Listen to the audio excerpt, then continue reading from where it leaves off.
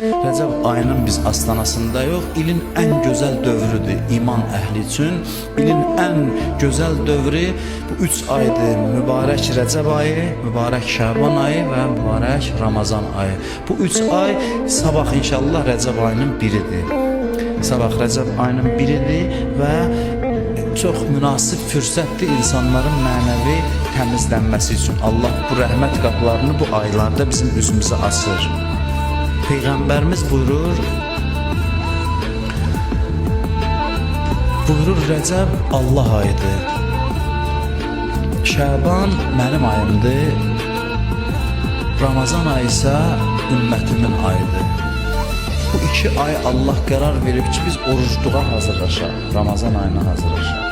Ramazan ayını Allah indidən mən dua edirəm, siz də amin deyin. Allah bu ilin Ramazan ayının ibadət və itayətlərinə bizi müvəffəq eləsin.